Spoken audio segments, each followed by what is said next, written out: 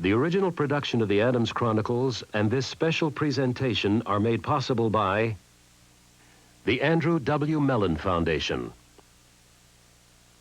the National Endowment for the Humanities, and ARCO, worldwide producer of petroleum and petroleum products, as a tribute to the 200th anniversary of the American Constitution. ARCO, energy for today and tomorrow.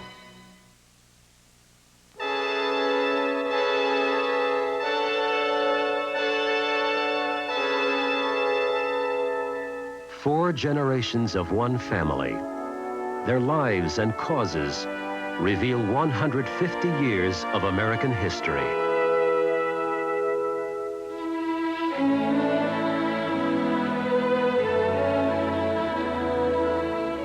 In my 67th year, having been the object of much misrepresentation, for my children, I commit these memoirs to writing, and to them and their posterity, I recommend those moral sentiments and sacred thoughts which at all hazards and by every sacrifice I have endeavored to preserve through life.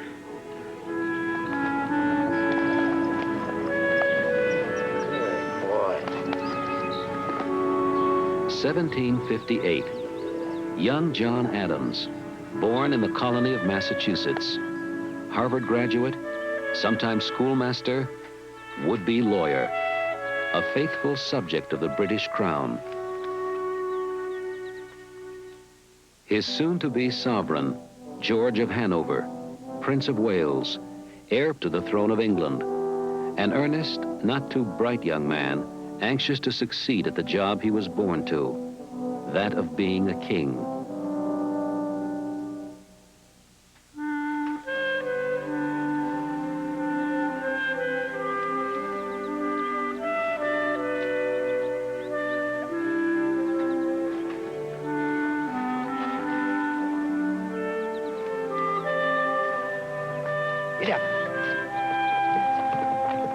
Sovereign and subject, separated by 3,000 miles of ocean and chasms of birth, breeding, wealth, and privilege.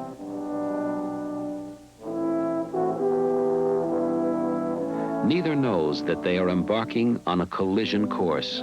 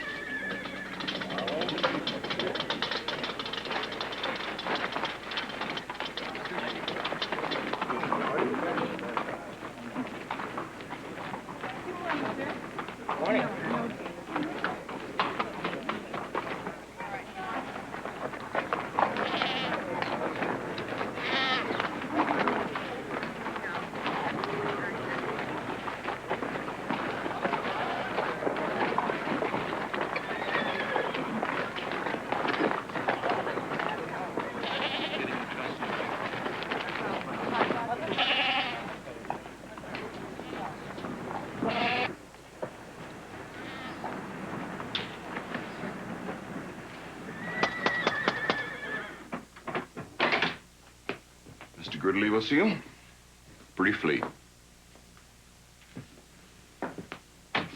Mr. Adams. Mr. Gridley. On my desk.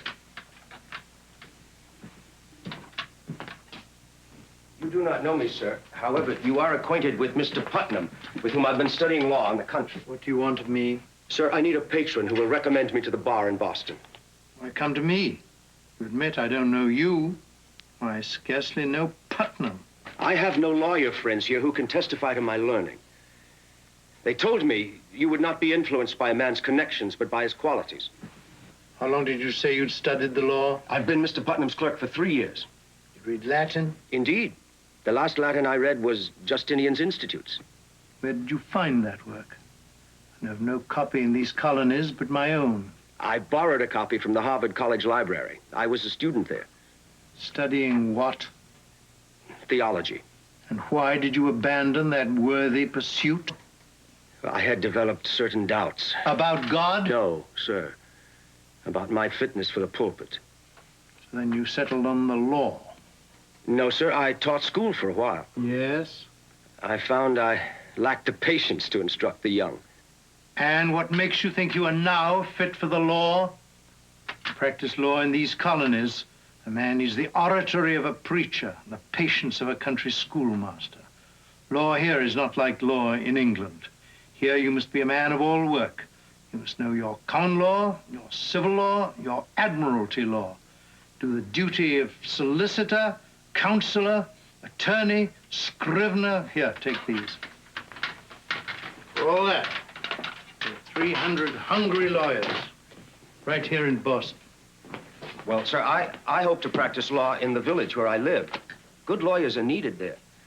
In Braintree, every spring, men's passions thaw out and heat up after a cold, hard winter. I've seen such greed, such vanity, such anger that only murder could come of it. Yet those untamed beasts, roaring and blustering, are brought under control in the courthouse by the law. You read your Puffendorf? Puffendorf? No, I can't Terrible say. lack in you. First you've studied Cook's Institutes. Indeed, I have just finished reading an abridgment. An abridgment of Cook. You read the father of our English common law in little snippets. Well, sir, it is difficult to obtain Cook's complete works here in They Massachusetts. can be imported from London.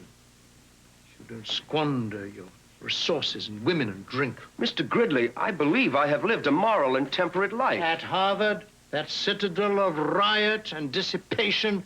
Sir, I have resolved to marry without a stain upon my name or my conscience.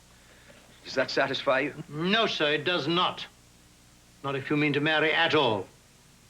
Nothing ruins a young lawyer's prospects so much as an early marriage. Distractions, children, the end of study, the constant pursuit of riches. A young man should follow the law as a great end in itself, not for gain.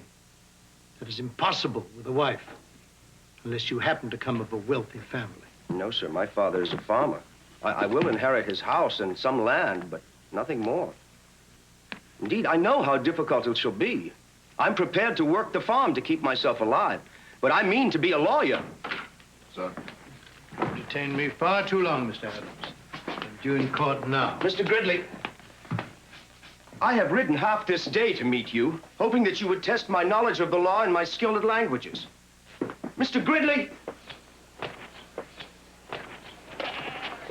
Mr. Gridley, you cannot leave without testing me. Mr. Adams, I'm certain you own a few weary Latin quotations and a dog-eared Greek grammar. As for your possession of legal knowledge, I have no doubt you read too much, too quickly, and understood none of it. No, sir, I cannot recommend you to the bar for your learning. Abridgments of Cook, indeed. However, if you appear in court early tomorrow, I will present you to be sworn at the bar. But why? I admire the way you handled my books. You held them gently with the respect due the record of our laws. Any man can be passionate about knowledge. Only a rare few can be tender towards it. Indeed, I have high hopes for you. Once you have read your Puffendorf.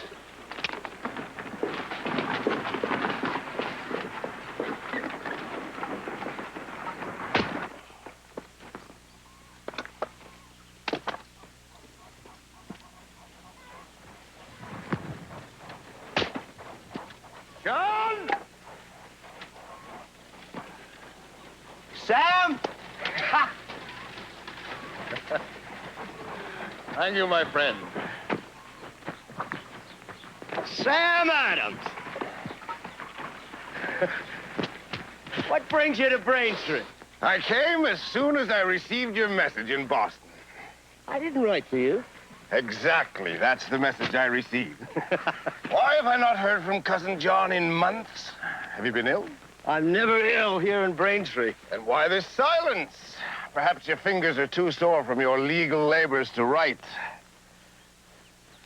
But your arse looks strong enough for a trip to Boston. Don't dissemble with me, Sam. You know very well why I can never go to Boston again. You think me so brazen to parade my failures there? What failures? Well, surely it's all over Boston. Field versus Lambert? No? My Uncle Field gave me my first case here. He brought his neighbor Lambert to law to prevent Lambert's cow from grazing on his property. I drew up a writ so hastily, I failed to put in the name of the county. The case was thrown out by the court. John, one case means nothing. But it was more than one case, Sam. The very next month, I defended a client accused of selling an old horse under false pretenses. Well, I did not fully understand the case. The courtroom was a scene of absolute confusion, both parties raging at one another. I committed oversights and omissions. And as I argued before the judge, Yes? the horse died of old age. Forgive me, John. I'm sure you'd have won the case had the horse lived. Sam, I would have lost the case had the horse been a colt. Here I am, a true lawyer, sworn before the bar, losing cases to pettifoggers. Men with no training at all. The only cases I can get here now are those which should be settled by a fist fight. I'm a failure. No, John. Merely a lunatic. This comes from, living alone too long. I'd go mad here in 6 days with no one to argue politics but the poultry. The only cure for you is to leave this farm for a while. What, go to Boston? What if I met Mr. Gridley and he asked me about my I'm problem? not suggesting Boston. Weymouth will do. Your friend Dick Cranch wishes you to dine with him at the home of his fiancée, Miss Smith. I believe you know her father, Parson Smith. Oh, that crafty old snob. I'd rather stay at home. Cranch swears his fiancée has 2 charming sisters. More reason not to go. I cut a poor figure among the ladies. Nonsense. It's true, Sam. I've fallen into a fearful habit whenever I meet one. I've become silent and forbidding. Or what is worse, I affect wit. Begin to shrug my shoulders and distort my face like a village fool. John, if you don't think you're good enough to dine with the parson and his daughters, I won't argue you're going.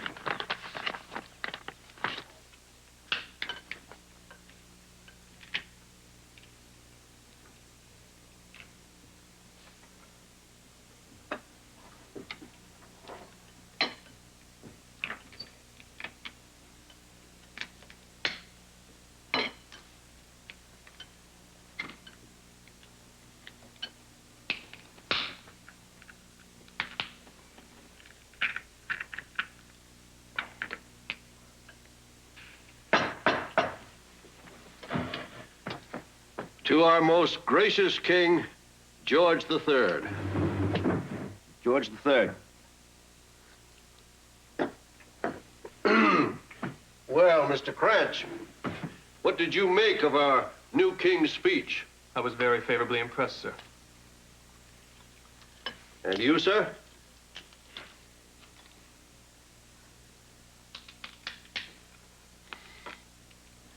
Mr. Adams? Well, I like the manner in which he declared himself a friend of liberty. I trust he will protect his subjects' rights. Do you truly think so, Mr. Adams? Well, I strive to speak only when I have considered what I will say, Miss Smith. Well, I would choose to wait before I would praise our new king. Abigail.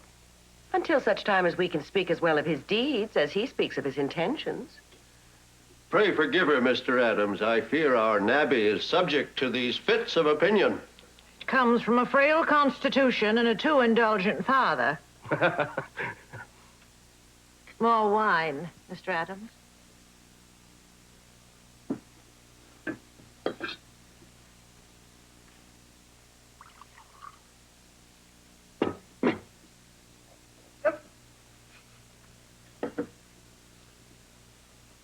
It's evident, Mr. Adams, that these parish lands were deeded to my parsonage in perpetuity. Now, for the north precinct of Weymouth to press a claim to them appears to be plain theft. I'm sure I don't know, Parson. Well, you're a lawyer. You must have some opinion. Well, I would first have to read the deeds myself. Excellent. I'll fetch them. But I'm no expert on property law. Parson?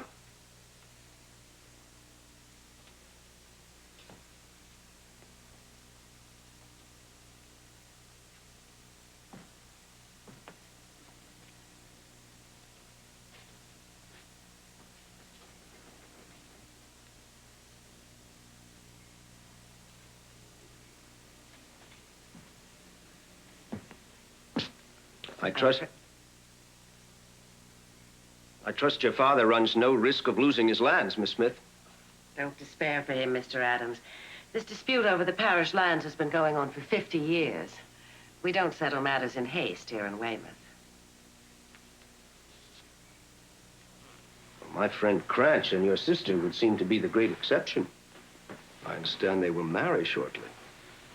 Yes, we are happy for them. He is a good man, and they are in love.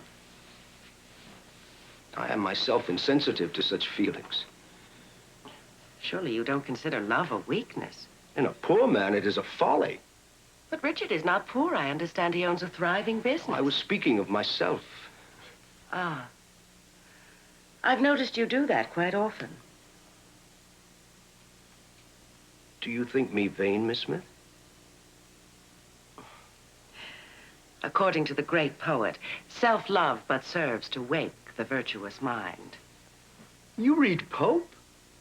Aside from Shakespeare, there is no poet I so admire. How extraordinary. They're my favorites as well.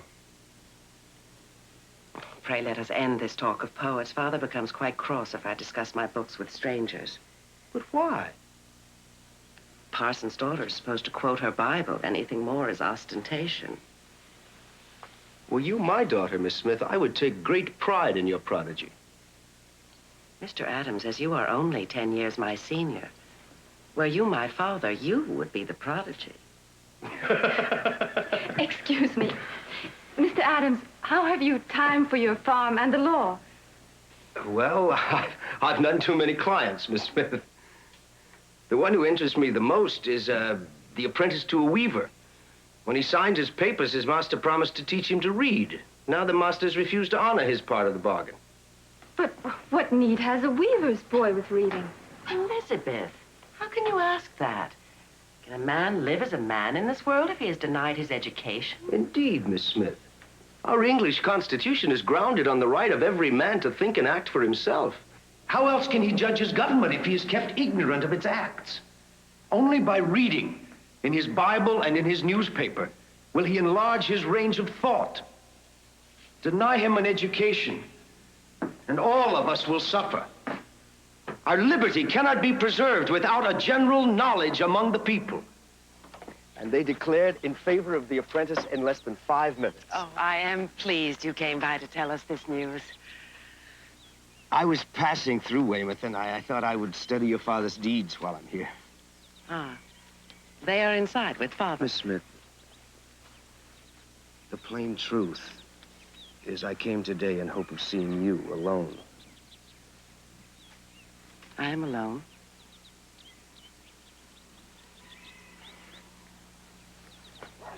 I would be less than candid if I did not say that you've made a most favorable impression on me. Thank you. Of all the women I've met, you appear to be the most honest, the least capable of craft or guile, and I admire that. It is always easy to admire qualities in others which we possess ourselves. Oh, Miss Smith, I would not have you think me better than I am. I fear I lack that virtue of speaking plainly that I find in you. Oh, I doubt that you... You must hear me out. I want your friendship more than any in this world, but you must know what I am.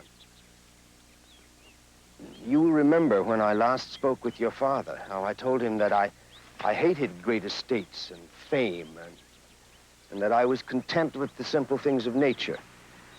Yes? I lust after fame.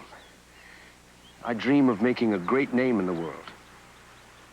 Mr. Adams, you need not tell me this.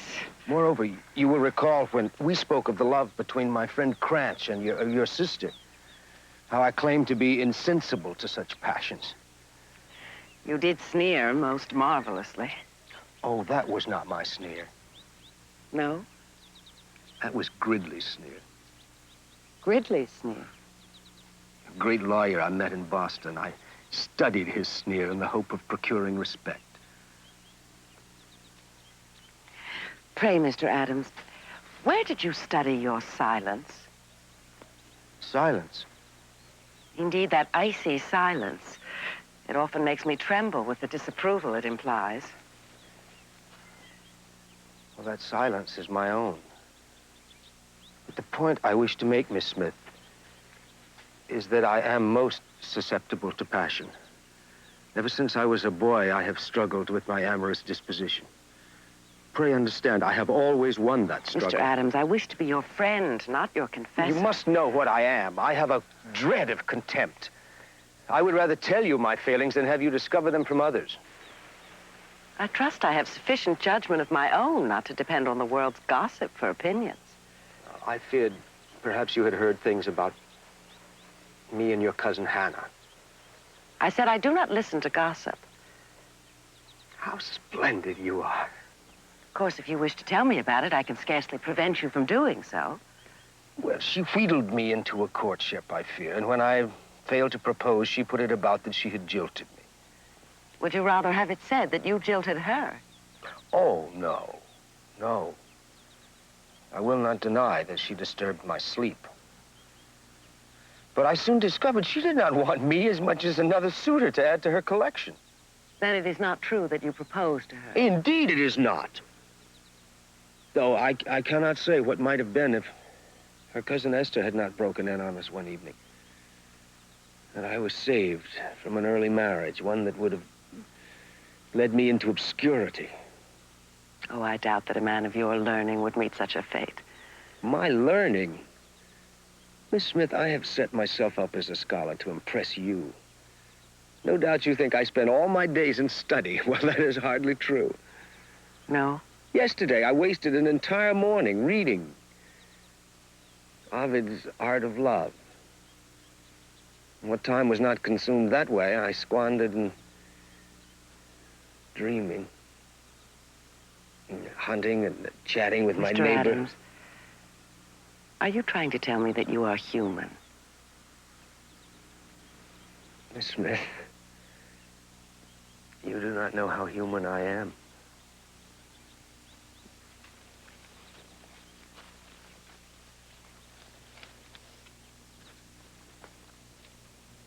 Marry Mr. Adams? Has he made you an offer? No, but he will. Abigail, you cannot.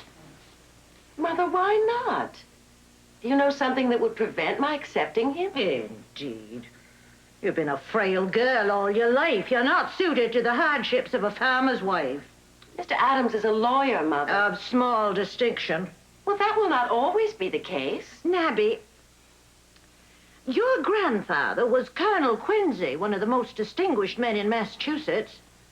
Your father, though a country parson, is admired by everyone, even in Boston. And your sister's just married a man in a fair way of business. We had greater hopes for you. I have none greater than Mr. Adams. So what, pray tell, do you see in the man? Surely not his manner. Why, he is so stiff and awkward. I blush for him. His conversation lacks all the ease and politeness that marks a gentleman. And worst of all, he changes his mood more often than he changes his clothes. Mother, he loves me. Well, so would any young man who knew you. But I do not want the love of any young man. Nor would I have it if I did. Mother, look at me. I am not a beauty like Elizabeth. Nor am I pert and lively as Mary is. I have some small learning of my own and no dowry. Indeed, I have all the qualities to make a spinster, save one. Mr. Adams loves me.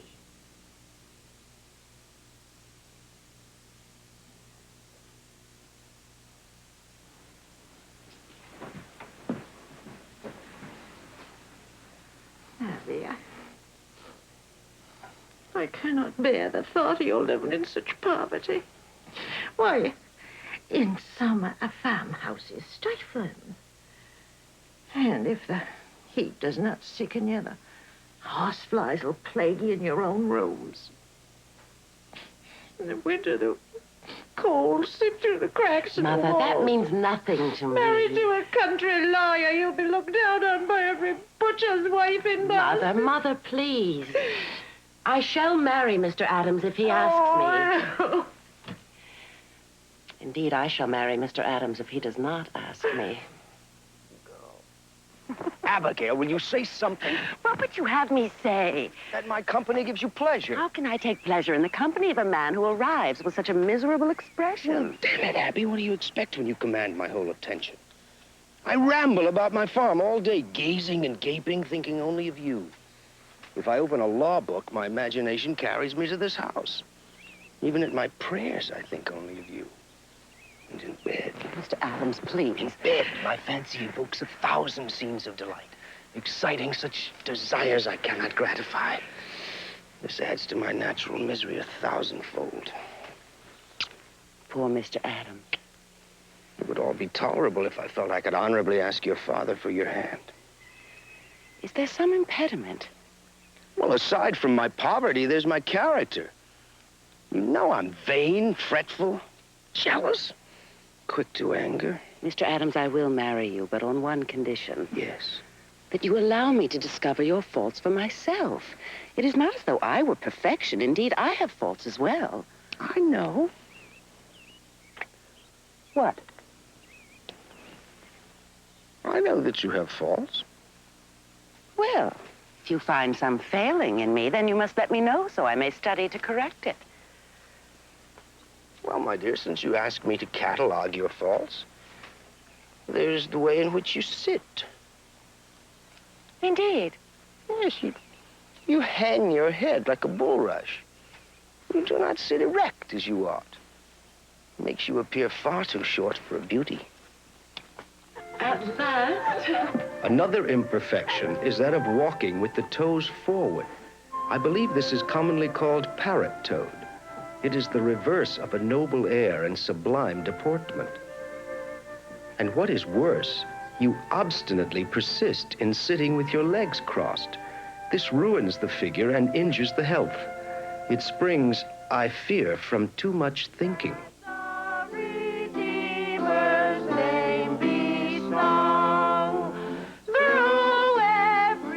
You should endeavor to learn to sing. Your voice is as harsh as the screech of a peacock.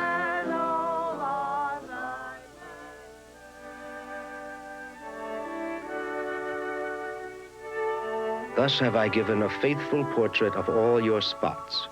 Nearly 2 years have I studied for more, but they are not to be discovered.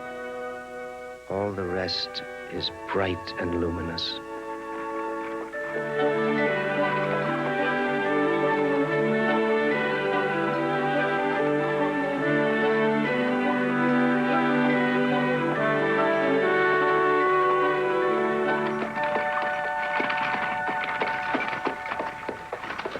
It was a splendid wedding, Mr. Adams.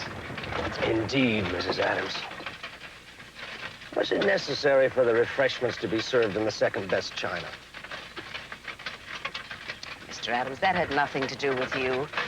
Father will conceal his wealth from the parish so they may not be hindered from making contributions to the church. Well, he did not conceal it when your sister married my friend Cranch.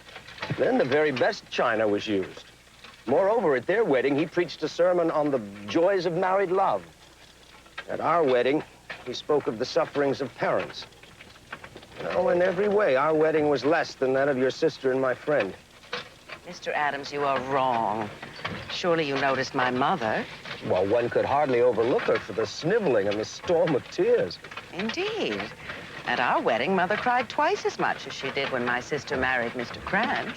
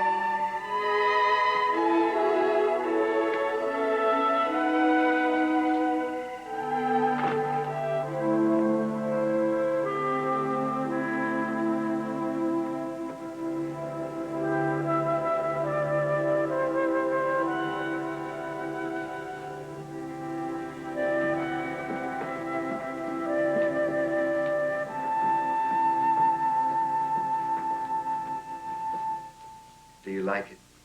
Oh, yes. It is a fine house. Well, it may not be as elegant as your father's parsonage, but no man disputes my right to this house. It was clearly left me by my father. I've had the floors newly painted for you. And this is my office.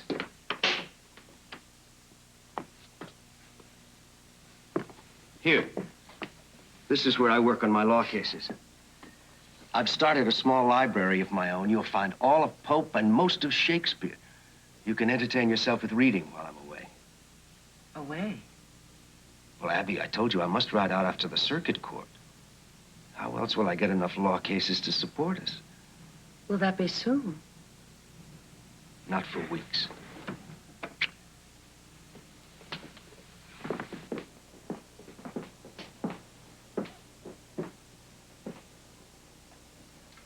Those are your pots and kettles.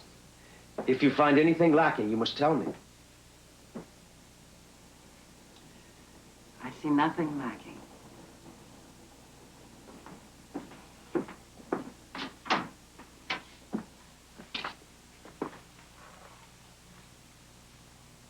I had a girl come from the village today and dust the bedroom properly. Come, I'll show you.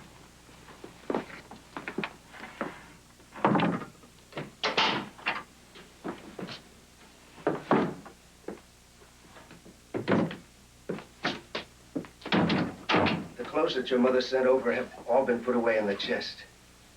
Oh, that stupid girl. I told her to shut the window when she left. Now she's let in all the night air. I trust that you do not sleep with the window open. It's ruinous to the health. So I understand.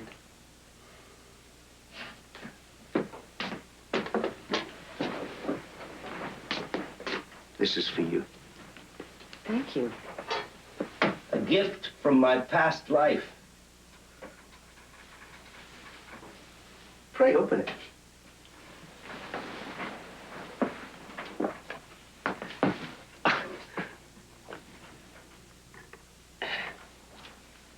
My first primer. It may serve to teach our sons one day. In Adam's fall, we sinned all. No, this will never serve to teach our sons.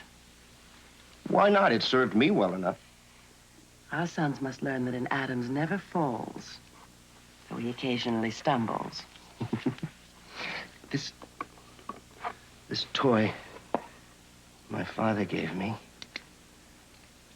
Oh, I treasured it. See how it still draws? The steel is powerless to resist its pull. I understood the force of a magnet the day we met. Didn't you? Indeed. But one thing I still do not know, Abby. Which of us is the steel and which the magnet?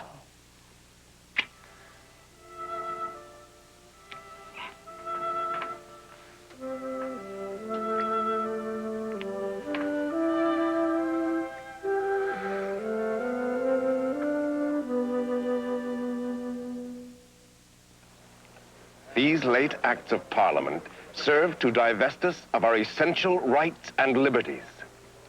Let it therefore be known that British liberties are not the grants of princes and parliaments, but the original rights of all Englishmen.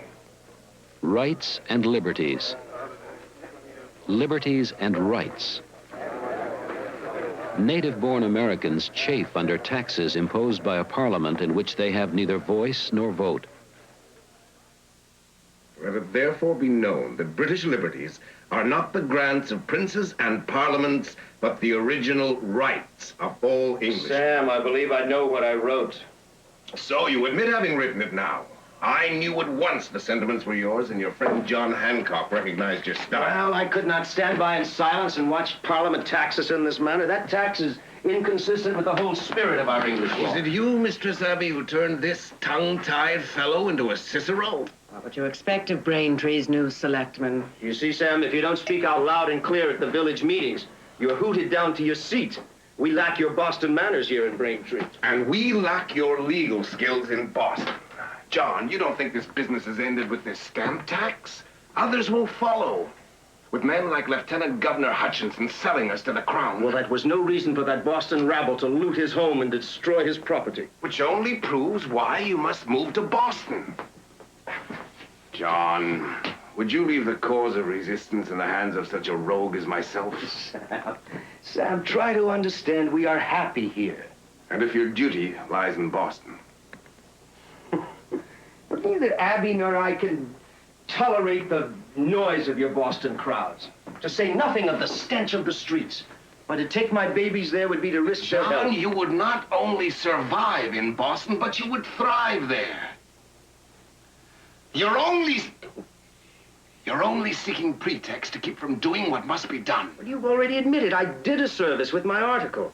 Yes, but unfortunately, when you did not sign it, some people thought that Mr. Gridley wrote it. Well, then I'm honored.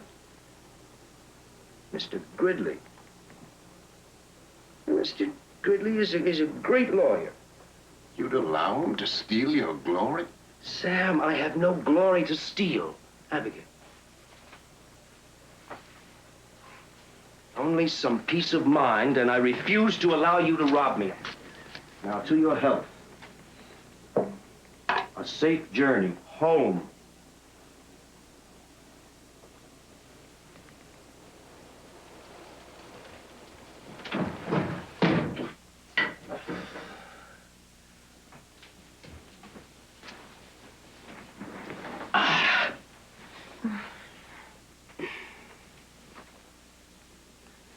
I trust you saw through his wiles, my dear. That Sam is a crafty fellow. I saw no craft in what he said. What, all that talk about Gridley having written my article in the Gazette was an effort to play upon my vanity. How could he, John? You are the least vain of men.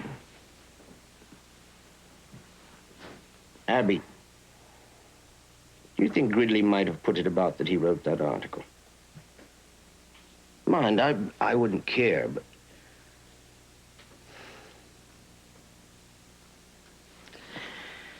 John, perhaps we should move to Boston. What, give up our tranquility here for the noise and quarrels of that city? I am not that tranquil here in Braintree. I thought you loved this farm. I do. But your legal work carries you as far away as Maine. You're gone for days on end. Some nights I feel I cannot bear the loneliness. In Boston, perhaps you might find enough work to keep you at home. Yes, that's possible. Then you ask this for both of us? Yes. Well, I will consider what you say. I could be of service to the people there. Indeed, Boston is the center of all our struggles with the Crown. It may well be my duty to move there.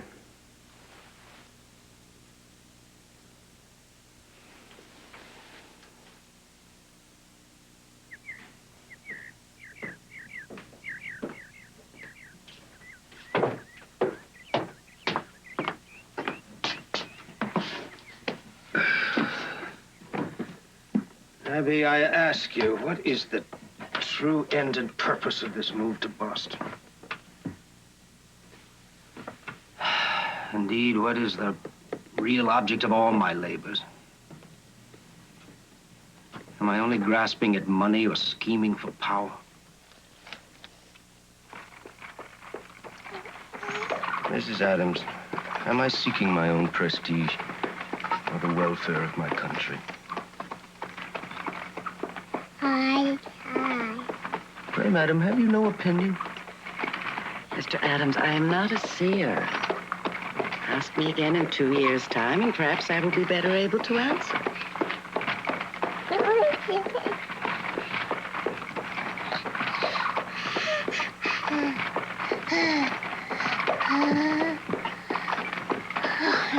A new dwelling, a new beginning. But old injustices remain. Kings, insulated from the furies and frustrations of subjects, give with one hand, take with the other. King George's treasury needs gold. What better source than the American colonies? What better way than a tax? And another, and another.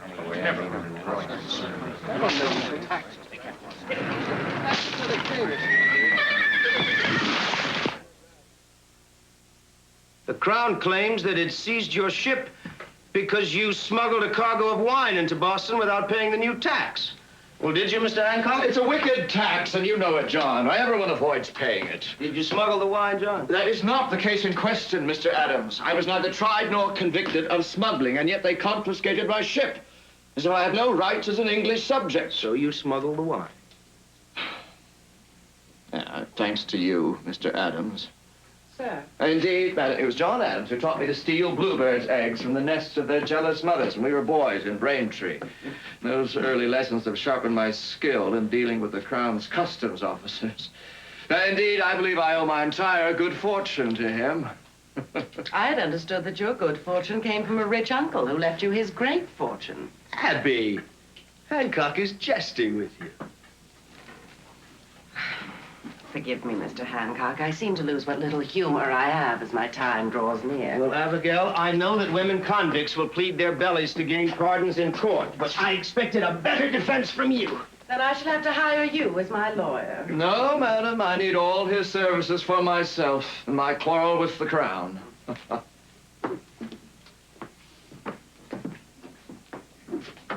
You're a lucky man, John. I envy you. Envy me? Why, you've 1,000 friends in Boston for every man who will consent to know me. Yeah, but a rich man never knows of his love for himself or for his riches. Oh. Now, I confess, even at our meetings at the Sons of Liberty, I sometimes wonder if I'm liked for my politics or for my pocket. Well, that's easily solved. Give all your money away. Oh, come, you're not serious. Neither are you. Now, let's waste no tears on the velvet woes of the rich. Oh, damn it, Mr. Adams. I don't know why I continue to deal with you. You've no gentility at all. None. I'm a country boy, as you are.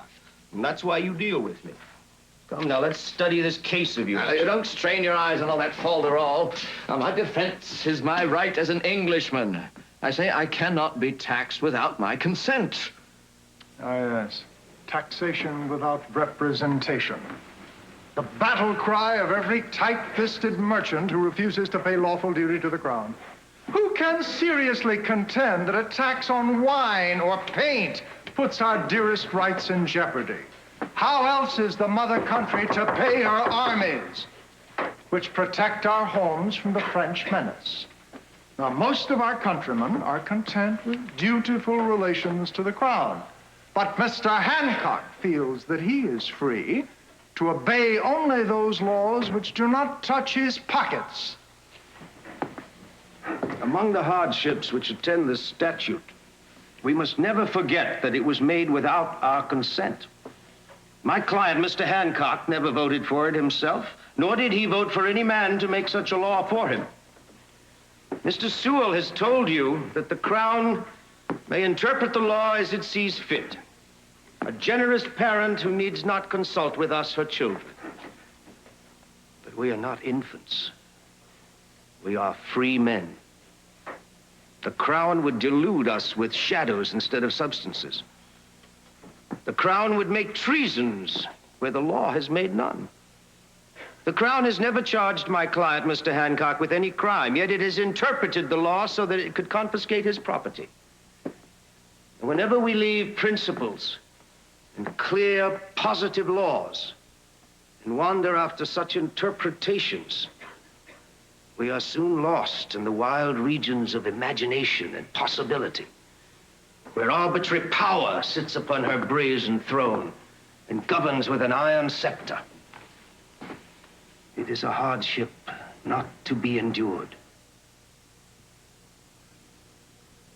Left, right, left, right, left, right, left, right, left, right, left, right, left, right, left, right, left, right, left, right, left, right, left, right, left, right, left, right, left, right.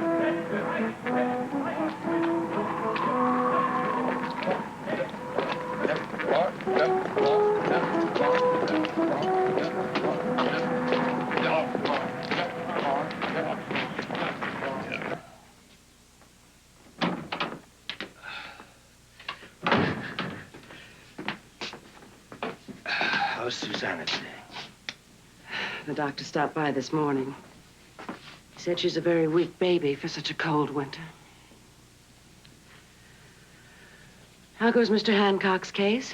It goes on forever. I swear that case cannot be won or lost. I suspect the Crown's attorney will drop it for lack of evidence. If only there was some end to this cold. Oh, my dear, we will look back fondly on this winter in our old age. Imagine us sitting by the fire in Braintree. Me reading, you puffing on your pipe. I pray all we do remember of this winter is the cold.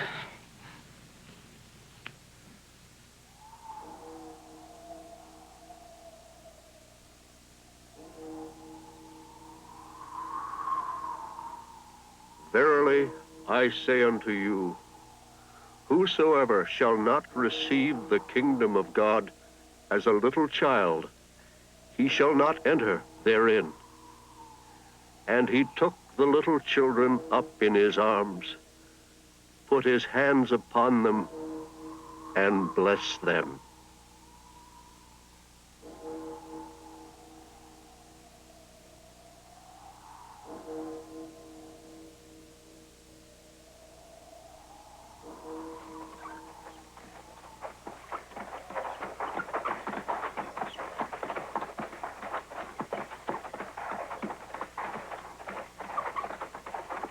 There's a fine note of condolence that Cousin Sam wrote. Did you read it?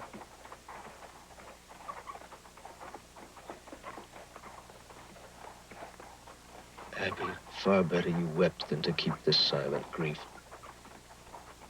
Susanna is gone, but God in his mercy has seen fit to bless us. Do you think the grief is any less because I carry another child inside?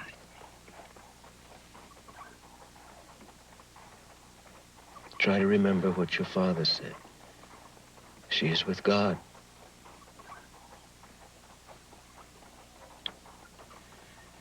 Such a small coffin. I have never seen so small.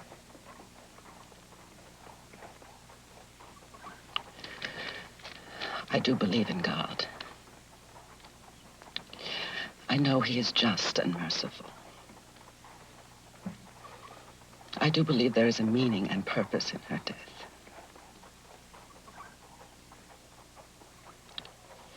But God willing, John, I pray I never understand it.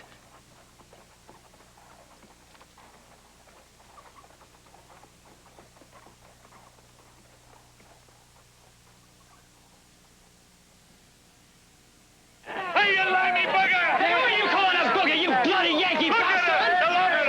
Mine doesn't smell none too fresh, but if you let me have the lobster cheap, I'll cook it. If you don't fancy the taste, then keep it up.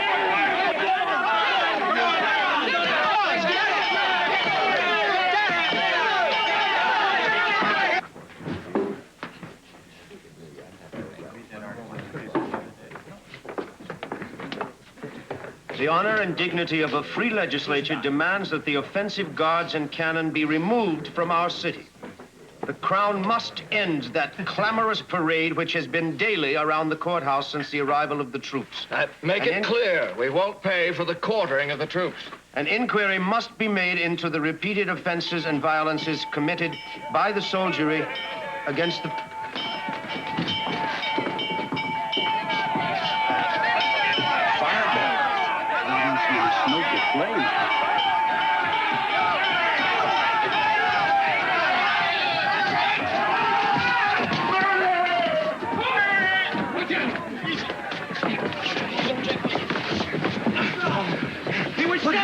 Those bloody soldiers opened fire on a group of patriots at King Street. Murdered them all, men and boys. A green massacre. Give him room. Find the wounded. Try to wash. We gotta stop the bleeding. Margaret, get some water. We're gonna get surgery. Let's get someone home for the surgeon. Down the street. Fastest open fire. Okay.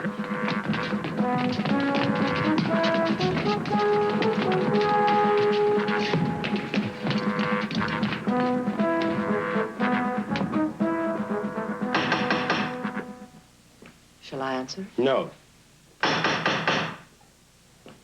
No, I'll go. God knows what's afoot.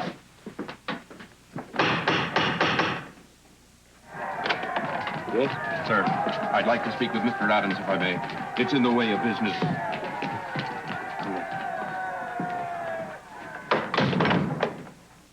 Come in.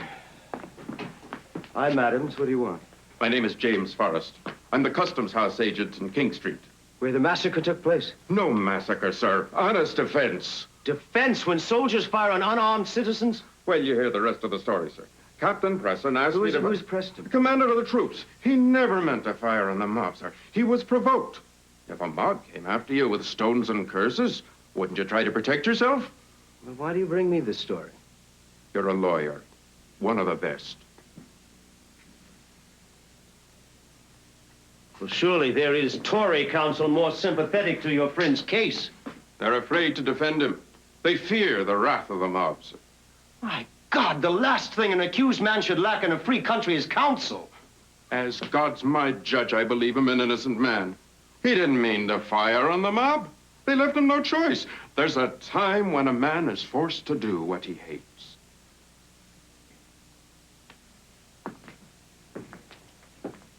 I know that, sir.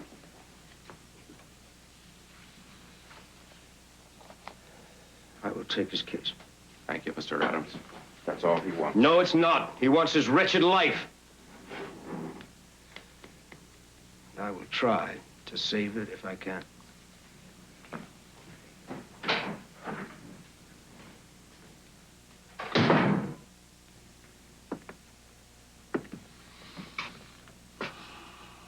Abigail, do I seek my own prestige or justice for those men?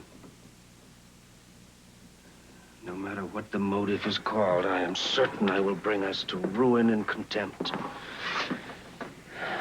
And why do you take this case?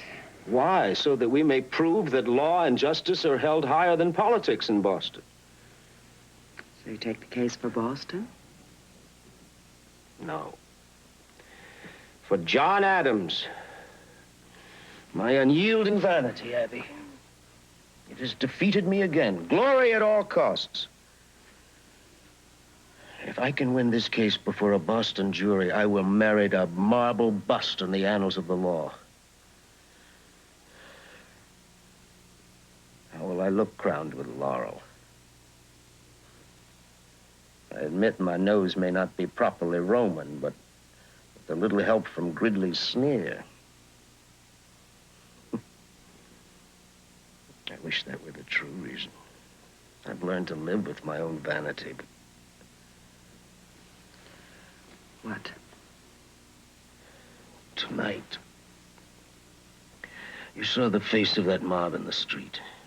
A wild beast, raging for violence, revenge, eager to overthrow the rule of the law to satisfy its own rage. I hated that face, because I feared that it was mine.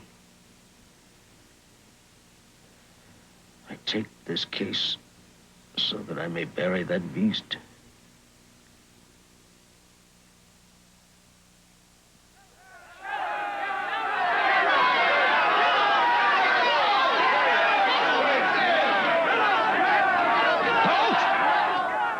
I'm John Adams. I am counsel to the accused.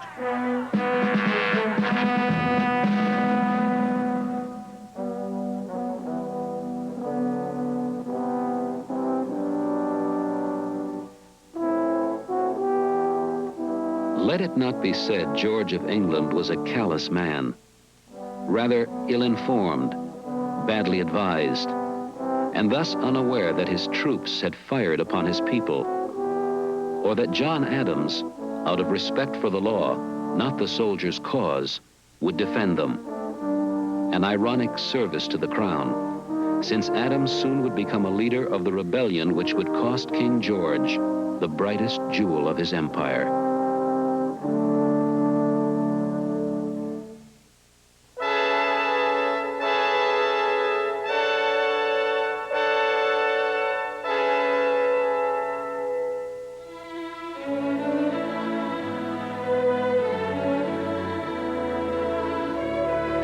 join us when the Adams Chronicles continues tomorrow night at 10:30.